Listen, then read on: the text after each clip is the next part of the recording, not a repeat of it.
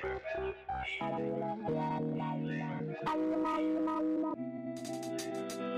to Flavor Balance Heat, the podcast for hot sauce lovers and makers. I record almost all of my videos in my retail store because I can do it before the store opens, and I can shut the door and there's nobody else there, and I can just retake and it doesn't matter, and I can get annoyed at myself. I can whatever. I can just go in the middle, which is how I usually end each video, each take when I know it didn't work. And I need to get out of the store and like record in other places and record in the middle of a production or record in the, any of those things. And I need to, have that same third party attitude about it's totally fine for me to stand there in the middle of the kitchen and be like, here I am in the middle of the kitchen, and here we're making some hot sauce, and over here some caramel. Let me tell you about what's happening right here, with other people watching me.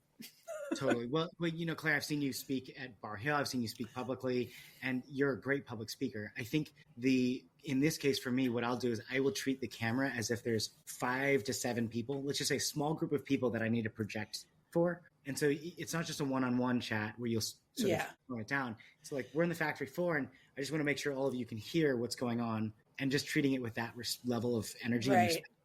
Because ultimately what happens You have a ton of energy too on your videos. I'm sorry to interrupt, but wow, so much energy. I love that's what really draws you in. My videos, you're saying? You have energy. Your videos. You have great energy. Like it is so noticeable. I didn't realize that I was watching what Claire had me follow you. She was like, "Hey, you got to check this out." So I started following you. I didn't realize the first few times that I was following the person that Claire had suggested. I just was engrossed in the videos, and then I went, "Oh, that's that guy."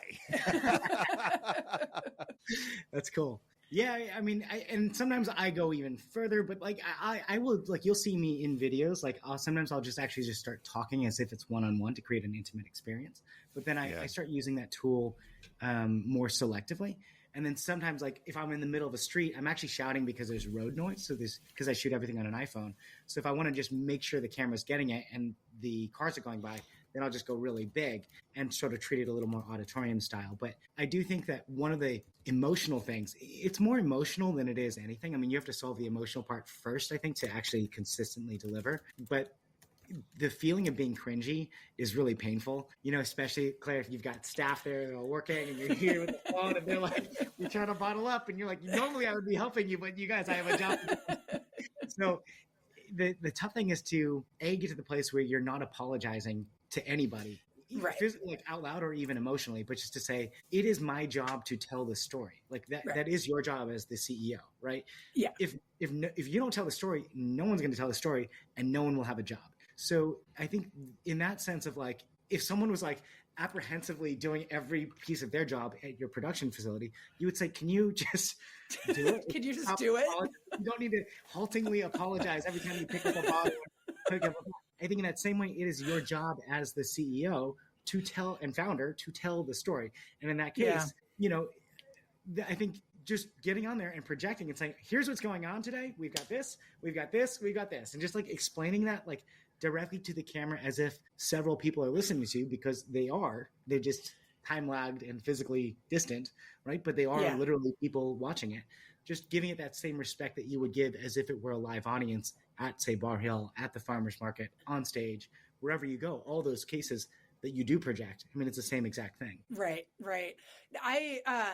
I really like that message of, I have absolutely had people in my kitchen where they are acting hesitant and halting and apologetic. And I'm like, oh my God, just do your job.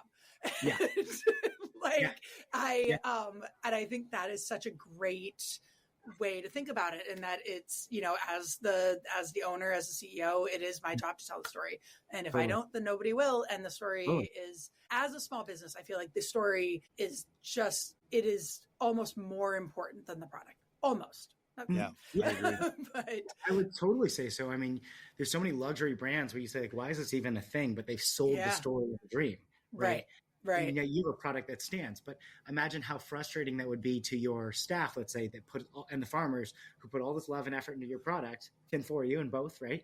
And then you make no effort to actually tell people how good the product is. Be like, yeah, so that's like the first 20 years of my business. that's basically what I did. When I get in those oh, go ahead. No, I blab on forever. Spike, please. So when I get in those positions where I'm having, like, I right now we're doing a kiosk at the mall, and so I go from farmers market to the mall. And farmers market, I don't have to worry about anything because everybody's coming in and we are busy. Yeah. Then I go to the mall and it's like crickets, and I need to draw people in, and so I got to do a little video, and it's right in the like dead center in the middle of the mall, and I'm not I'm not a professional. I feel ridiculous. People are walking by me, and I finally started being a little self-deprecating. And if I see somebody notice me, I go, "Yeah, they call me one take Spike. Eventually, I'll get a take." And then they laugh, and then I feel fine doing it as many times as I need to do it. So, I think also what I've learned. I just the other day, last Sunday, I filmed probably 40 or 50 takes of a video. And I could not get it right. I spent all afternoon doing this, and to the point that my arm was hurting from holding my phone. And then I put it down, and then I had a chat with my team, and then nuked the video. I just deleted all of the takes, and I said, that's it. And so, it's actually not the story I want to tell. And sometimes I think it's just knowing that you want to get something out of your system, and that's one thing. It's like all the poems, the love poems that you never send.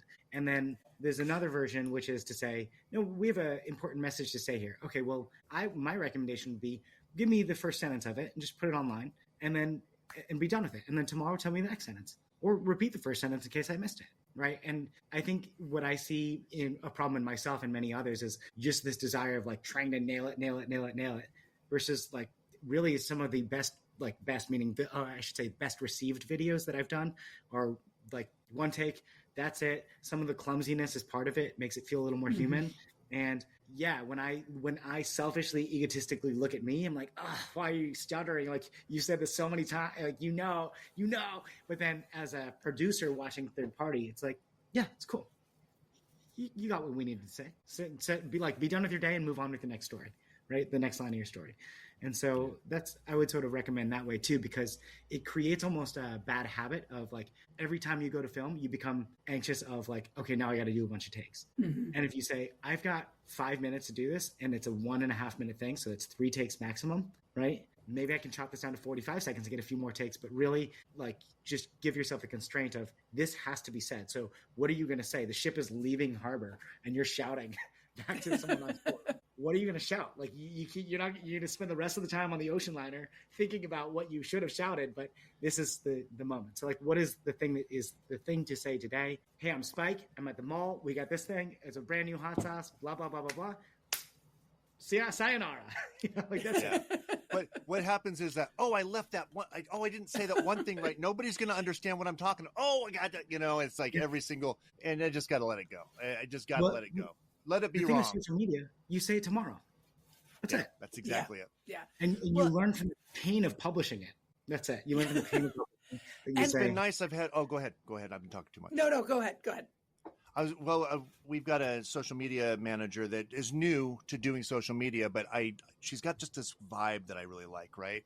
So I have her editing the hot sauce games for us, and she's never edited more than one track at a time. She's she's just really she's new at it, and she kind of stumbled through her first one, and she's like, okay, so what do we do? And I'm like, she's wanted to fix it, and I'm like, just let it go, get to the next one, don't even worry about it, let it be bad. I know it's not perfect, and I'm okay with it, and I'm your boss. Just go. And now every single one's getting better and better, and she's doing a great job. Yeah, you learn so much more from that than from trying to perfect the first piece. Yeah, you just get so caught into it. It's like you just touch it forever. But I think once you put it out there, and then you see how people respond to it, or you see how you respond to it, just seeing it out in the public view. And along the lines of like tweaking and publishing it again, and tweaking and publishing it again, I had a video of. It was just a video of one of our bottles of hot sauce coming off the labeling line. And it was a Keith from the Try Guys, Keith taco sauce, and it's got his face on it. And when the bottles get labeled, they roll. And so it was coming down the conveyor and it was rolling. And then the moment it stopped rolling, the face was like dead on center of the camera. And so it just had this really funny, like, sort of moment. And it was a cute video and it did fine. And I think, like a video doing fine was like getting in the hundreds of views. And then I had a social media management company who saw that video in my I don't even know if it was in like my OneDrive or if they just saw it already posted. They put some trending music on top of it and it got 80,000 views. Wow. It was my top performing video of all times. And it is the exact same video that I had posted like several months before, and it had gotten like a couple hundred maybe, and it got 80,000, and just because the music went to it, it was trending, it had all just the right recipe pieces to just hit big, and it's just the tweaking. It's just a tweaking. Well, and trying it again, it could be the algorithm. If you post like during the Super Bowl, but you're off topic, you might miss the algorithm. Yeah. But perfect that trying again happened for a Try Guy video. Right. Seriously. So actually we should move on because we're gone long, but I'm happy about this. So let's see, where are we at? Should we do hot sauce shout out? Yes, let's do the hot sauce shout out. I think that'd be great. So what did you bring? I want to hear about this. I'm excited. Okay. So I'm the only one. Yeah, okay. Yeah. Well, so, a little context on myself. Throughout the winters, I cold plunge. So I love to hop in the river and just be frozen, and it's just sort of like a mental exercise. I mean, it's great for your physical health, but I really do it for the emotional, mental exercise of having to stay calm in a tough environment. One time this winter, I hopped in there. It's by October, November, and stepped on something, and it was this bottle of hot sauce. And so I pulled it out of the river. You can see that the label has fallen off. For all I know, it's one of Claire's, right? I mean, it is in my bottle. It is in your bottle. Yeah. And I don't know anybody else in Vermont who uses that bottle. It was in Vermont, although it was in the river, so it could have floated down from Canada. So anyway, I've never opened it before. You can see it's still plastic sealed. So it's just in the fridge. So That's I thought, awesome. I love this. You're going to open it? Oh my goodness. Wouldn't it be fitting to, like, if this was the to be on a hot sauce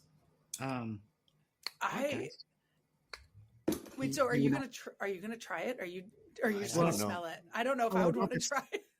Oh my goodness. I'm not sure if I would. Yeah. I don't know if I would. I want to, I really want to smell that though. Well, do you think, why do you think I should not try it? Why would you not try it? Well, right. It does seem sealed, but it doesn't seem like it's going to pop. I'm Claire George. I own Butterfly Bakery of Vermont. We make hot sauce, mustard, cookies, and granola, and 100% of our products are made with Vermont ingredients. The thing that I hear most often from people is that my hot sauce tastes like the peppers that are in it. We do really simple recipes that don't get too crazy and nitpicky, just to really accentuate the flavor of the peppers that are in there. The unique thing about our hot sauces is how much we feature the farm and the relationship with the farm, and really bring the terroir of Vermont to our hot sauces. I am pretty sure I am the #1 purchaser of Vermont-grown chili peppers. I would love it if there would be a legitimate pepper market in Vermont where people would know Vermont for its peppers. We're all better for supporting each other.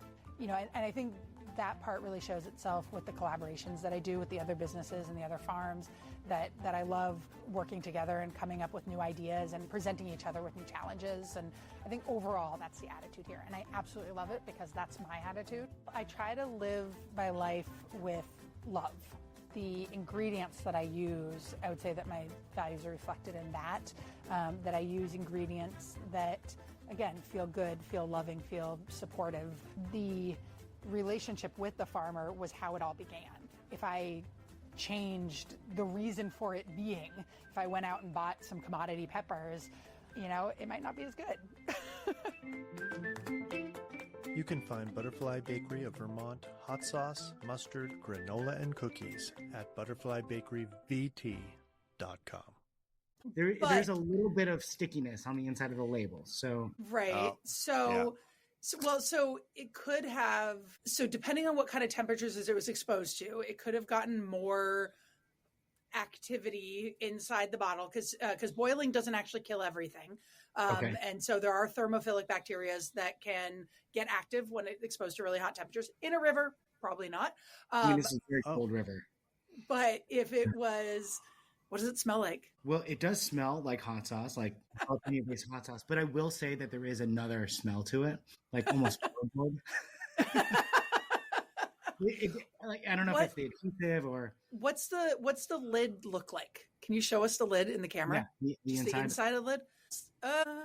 I think that's it almost looks good. I'm looking for that clean rim because basically, if anything didn't seal properly, it would right be down there.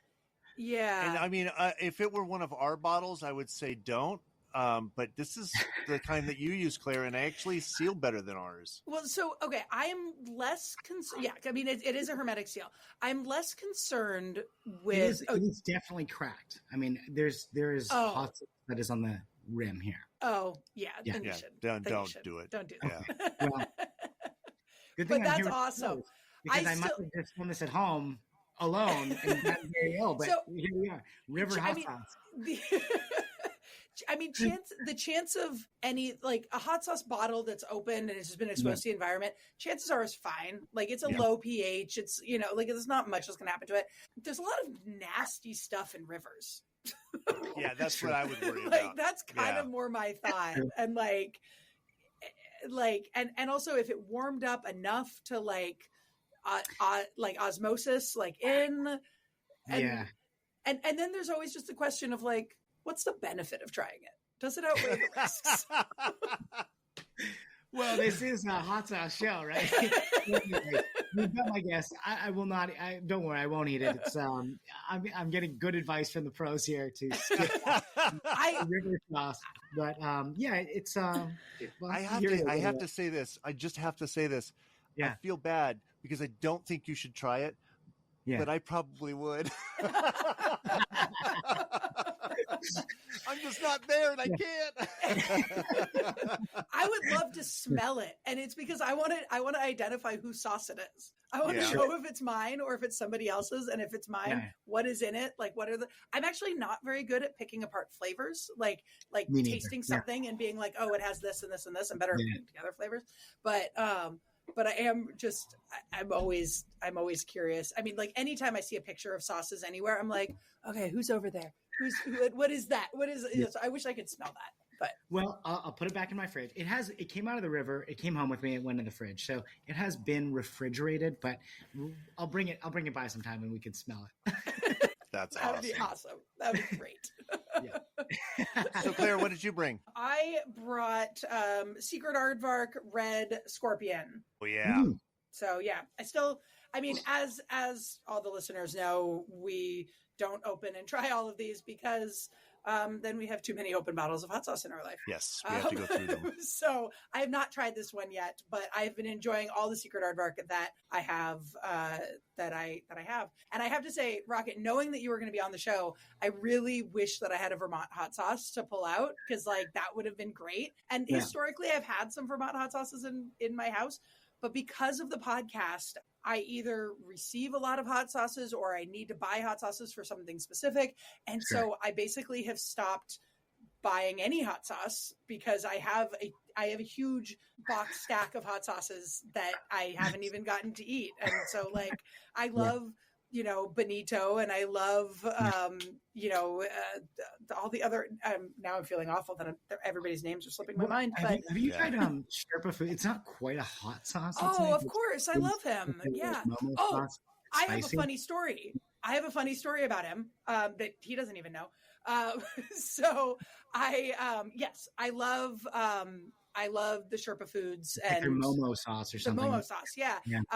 And so I was in a cab in New York City, and I was not feeling well, and I was not feeling talkative, and this cabbie just kept talking to me and like wouldn't leave me alone, and I was feeling like really car sick. I don't know. And but he just kept chatting with me, and he was asking me where I was from, and and I said Vermont, and he was like, "Oh, that's really cold, isn't it?" And I'm like, "Not that different from New York."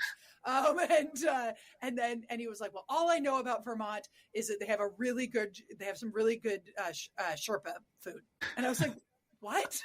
And he is the cabbie is a Sherpa, like the last name, Sherpa. And apparently there is according to this guy, that there's this like big network of this family, because it's an incredibly popular last name, but unlike Smith, it's a really meaningful last name, and the and like there's not a bunch of Smiths who are like, oh look, it's another Smith. You know all the enemies you just made. I mean, I've got some Smith friends, and I wouldn't say that they would know that you they would had be like, some Smith friends. The one thing I know about Smith, about Minnesota, is that there's a great Smith restaurant there, And so Sherpa, he just about that. They're a tribe, or it's a subset of peoples that are that makes sense. They live at the base of the Himalayas, which is why they were always Sherpas, because they're part of that indigenous community there that would guide up the Himalayans. So it became synonymous with the Himalayan guides, but it's actually all the people. It's so they're the people. Okay, that makes a lot of sense. Yeah. That makes a lot of sense. That's why they're all connected in that regard too. And right, because it's actually like based in a location and a people, and that makes a ton of sense. Yeah. So it was just a really funny moment to be in like a cab in New York City and have him know the one thing about Vermont was about our great Sherpa food. That's awesome. I'm going to reach out to them and see if they want to be on the podcast. Just tell them we talked about them on the podcast. They came up. Do you mean to Sherpa Foods? Sherpa Foods? I don't know. Oh my God, his name is totally slipping my mind. Nurbu Sherpa. Nurbu, yes. Sherpa, yeah. Nurbu Sherpa, yeah. Himalayan Delight is, it's maybe, It's I mean, I can also reach out to him. Senator, as well. I could go down there and say, Senator Rocket from Vermont. So I got to tell you, I wasn't sure. I saw Senator Rocket, and I told my wife before the thing, I said, I think maybe he's a state senator or something. I don't know. So I was thinking, I got to go tell her otherwise. Yeah, it's funny because it is my name now. So as my name, and I think it's just like a great, I mean, it's the same, the guy in me that changed my name to Rocket. It's like this, like emotionally challenging thing for myself and for people to say. But they're like people named Jesus or Angel or Summer or Baker. There's all these other names that we use commonly, just not Senator. And so but it is funny. I've been to a couple of events lately where they're like, okay, now Senator Rocket, and they come up, and then I'm there to speak. So it's not like I'm going to say, oh, here's my backstory and let me explain my name. It's just like, I'm here to tell you about food in Vermont. So we just kind of like gloss right through it. Yeah. So I got some sauce from, and I didn't bring the one. I'll do that one next week, I guess. But I got some sauce from California Hot Sauce Solutions. Tim, our buddy, who's been on the show many times, sent me some sauce, and he's talked about this sauce as his desert island hot sauce, and it's mine now. But this one was one of the other ones. This is the thing about this: he sent me 4 sauces, all 4. Every single one. I mean, usually somebody sends me 4 sauces. At least one is not going to jive with me. It's not going to be my thing. Every single one is like, I mean, I don't know. I've used a third of this bottle. The other ones I've used even more. They're just all great. Every single one. It was fantastic. So Calexico Rojo from California Hot Sauce Solutions. Unbelievable. Really, really good red sauce. Nice. Thank you, Tim. I got to send him some sauce. I'll DM me for my address. There you go. Oh, and speaking of, I'll get you some sauce too. That'd be cool. Yeah. Let's get some sauce too. Cool. That'd be awesome. Yeah, we need somebody like you in Idaho. Yeah. There might be someone out there. I don't know. There's some good content creators. I don't know if they have the energy that you have, but we do have some good content creators. I did a sauce 4 years ago for Fair Idaho, which was is out of Boise down south, and they're an organization. But they had a lot of people that were kind of in that and doing a lot of social media around it, and it was really nice. I don't know of anybody right now that stands out. So listen up, Idaho. Let's get somebody. Yeah, Idaho. Rocket, do you have any questions for us Oh, or for Spike? I mean, we talk a lot. yeah. Well, I mean, I guess it's sort of like for me, the thing that I would love is to try Spike's product, to see your production facility. You know, the things that I typically do in Vermont, and so I mean, I've definitely enjoyed this conversation greatly, and for me, You have it's an like open invite to if you're in Moscow, Idaho. You have an open invite to come see. We bottle it out of the Breakfast Club. It's a 100-year-old building. Cool. It's a restaurant, and so they close at 2:00, and we start bottling hot sauce. That sounds awesome. I mean, I spent a lot of my 20s, I call them my Kerouac years, traveling the country. So I rode my motorcycle cross country and went through Idaho, and you know, mostly what is it, 90 that goes across, or the interstate that comes across and through Boise. But I went up through Idaho Falls and so forth. Would love to go back. I mean, we'll see where my future takes me, but yeah, I mean, I would love to visit out that ways. I mean, I guess for me, it's sort of more than you probably want to share, things that I could read up on you online and so forth, your history and, you know, how you got into it and who you work with and, you know, all of those things, your driving core stories. You did ask a question earlier that I didn't jump in on because you were, talking, but you were asking about something about the balance of like the content and being the creation, the face. Yeah. And I do a lot of the, you pointing at my t-shirt for those listening, it's my face on there. And so, in the red suit that I wear, I wear a bright red suit, and everybody, if I don't wear it, everybody wants to know where the red suit is. I spoke on Thursday, by the way, Claire, for our old process authority. I went and spoke for them at a seminar in Spokane, and it was pretty amazing. I'm not as good a public speaker as probably both of you, but I stumbled through it. They told me it was a half hour. I showed up and they said, okay, you got about an hour. And I'm like, oh wow. But I can talk about myself anytime. So I filled the space. It's all right. I just tend to ramble more because of my ADHD, and it gets a little, people were like asking questions at the end and kind of wondering, whatever happened to that thing you were talking about then? Oh yeah. So, but I'd love to send you some sauce. I'd love to know what you think of it, especially from somebody who goes around eating really good food all the time. So sure, be happy to give you my 2 cents. So let's see, what are we at? Did you want to do the speed round? Yeah, let's go ahead and do the speed round. So this is a bunch of questions. Some of them silly, some of them really serious and good. Or I'd say not serious, but good. But I'm going to have to kind of bend them around because they're made for hot sauce makers. We'll play with the format of it. All right. So just answer quick as well, There you go. Absolutely. You win the lottery. What's the first content related thing you buy, for what you do? A team. Yeah. I would love that, man. Hot sauce games. I would love to have a whole team. If you had to give up the hot sauce or it's your business, but could do anything else, what would you do? Anything. Either I would be an astronaut or I would stay in sales. I thought he said, I was sure you were going to say drummer. All right. If you, you get to use one hot sauce for the rest of your life. It can't be Claire's. And if you had mine, I would say it can't be mine. Sure. But one hot sauce for the rest of your life, what would it be? It's your desert island hot sauce. Well, that Himalayan Delight one is fresh on my mind. It's really good, and it's great over rice, but it's not the best as a sauce. You might not love this one. There was this black truffle hot sauce that I had that was really pretty good. Was it made with real truffle or truffle extract? This one was real truffle. It was okay. I don't know what the brand was, but I remember it being really excellent. There's a pass there for that. Most of them are made with I think there's a conveyor belt and there's a stool next to the conveyor belt with a truffle on it.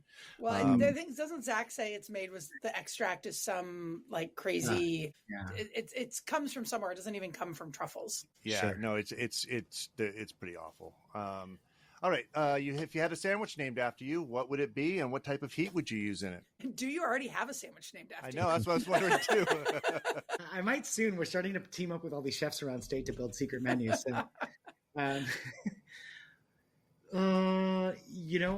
so what kind of heat would I use? I quite like this. I have this Ariel's honey infusion. She's a very small beekeeper honey producer in state. She's got a chili infused honey, so I quite like that. That's sweet honey. Oh, yeah. What would I call it? Hot rocket, maybe. And it would be turkey based, turkey sprouts, hot honey, some avocado, greens, simple. Awesome. But nice. Like a really nice, a very thick cut sourdough. Yeah. Oh yeah. Ooh. Dang. I feel bad now. We when we go back to California, we always bring sourdough things back with us because Vermont tries every once in a while. I've had a good sourdough in Vermont, and really it's about, you can't get the flavor from the bacteria in the air here, and so like it's about getting enough rye in there and like those little tangy notes, and but yeah, in the Bay Area. Yeah. So good. Flavor Balance Heat, the podcast for hot sauce lovers and makers, is brought to you by Irish Spike's unique hot sauces and Vandal pepper sauces. I'm Spike, the owner and executive saucier. Our sauces are handmade in the Pacific Northwest using the best possible ingredient. We believe that hot sauce equates to a balance of sensational heat coupled with a robust and complex flavor profile. Live your hottest life with Irish Spikes. Irish Spike's unique hot sauces and Vandal pepper sauces are available at saucecult.com. Seriously. So good. All right, if you could go back in time and change one thing about your business journey, what would it be? Ooh, right now, I've gone all in on building this mobile app, and I would have rolled it out very differently. So I'm glad we have it. I'm glad we did it, but I just would have changed the rollout.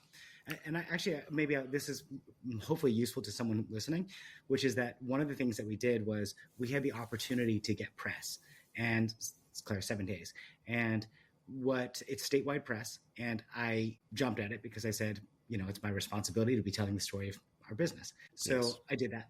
It just turns out that our product was not baked yet, and it was going to take much longer to develop than I thought.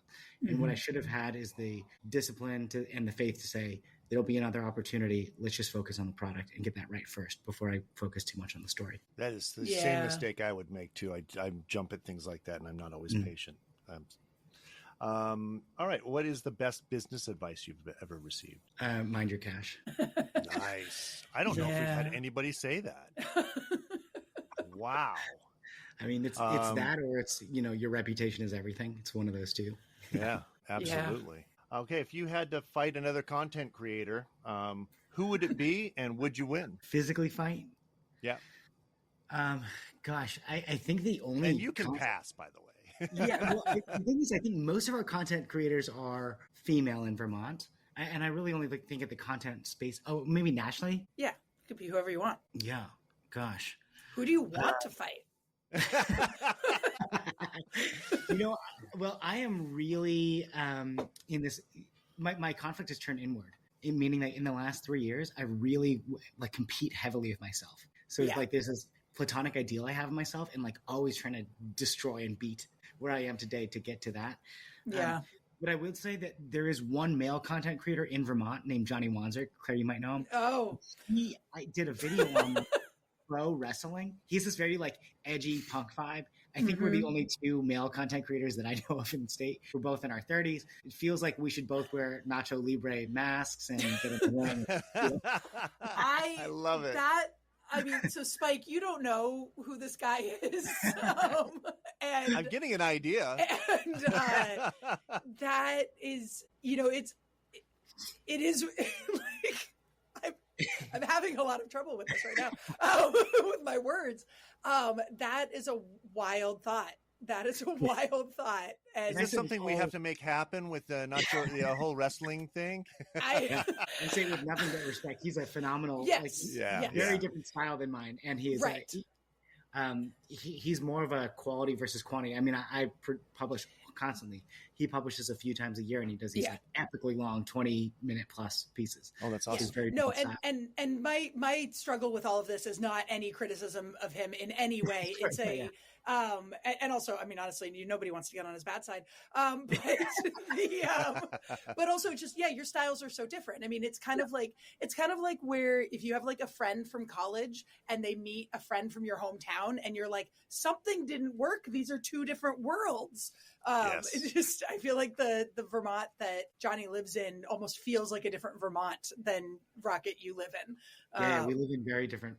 We have So it might be fun, Spike, to see like we have such different contrasted styles and like content styles, video styles, everything. I'm going to go check him out now. That's awesome. All right. And he is painstaking about his details. Like to talk to him about content is amazing because he's like, at 3 seconds I do this, at 7 seconds I do this, and he really has that dialed down to a science. But he puts a lot of work in that way. So yeah. But he's very much like a solo artist at home working on these things. I'm very much out in the field, run and gun, and then drop it.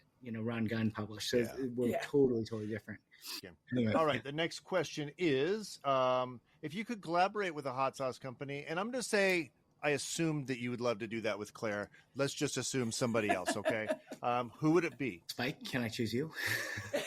Sure. Yeah. Yeah.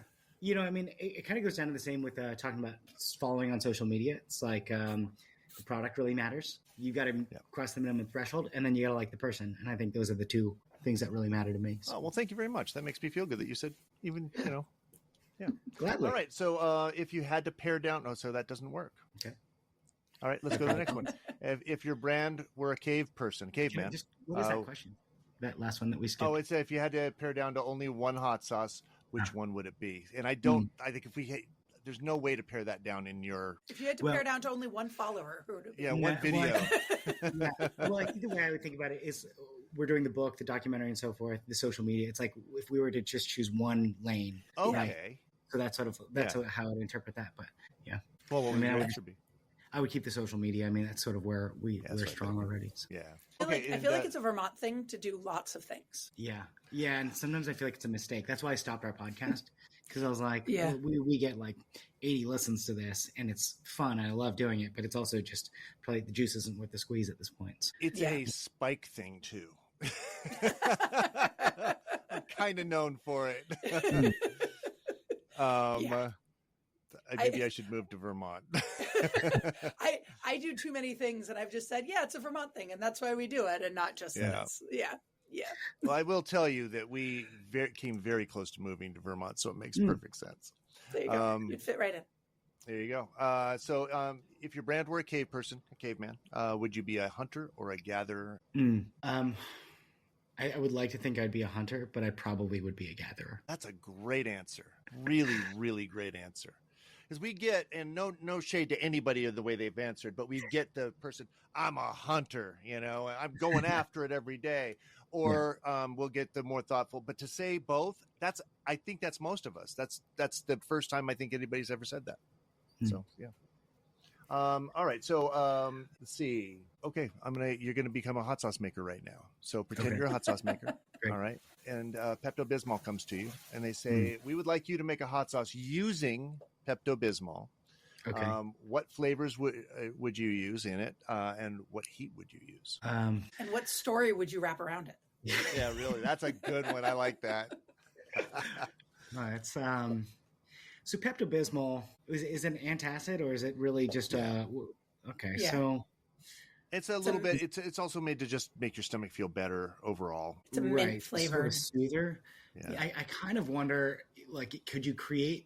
I don't love the taste of Pepto-Bismol. I mean, I haven't had it in 20 years, but so I wonder if I could reduce that volume down, really dilute it down to like a very small layer, or I kind of wonder if there's a taste or digestive layering you could do. So like one hits, then the second hits, or like one burns the stomach and the Pepto-Bismol sort of calms, So that's what I always say, the cycle of life. Yeah. So like if you could kind of encapsulate it somehow, right? Almost like a slow dissolve of Pepto-Bismol. So you eat the hot sauce and it's just like completely ferocious, and the Pepto-Bismol soothes, like puts the fire out. I might have to, just for fun one day, just try and make a hot sauce with Pepto-Bismol and make us all try it. And you do like a slow release Pepto-Bismol, right? Like if you did some sort of like the same way that you have caramels like inside of something, or like a liquor infused chocolate, right? Like that sort of thing, but inside is Pepto-Bismol, but it's really the hot sauce is the delivery mechanism that it dissolves the Pepto-Bismol. So you skip the taste, but you get the effect. I don't know. Yeah, no, I think you'd still have to have the taste in there. That's kind of part of making it. But and they have different flavors. So they've got like a cherry, which, and they've got a bubble gum. I'll take the mint any day. And I actually think it gets a bad rap. I kind of don't hate the flavor of it. It's okay.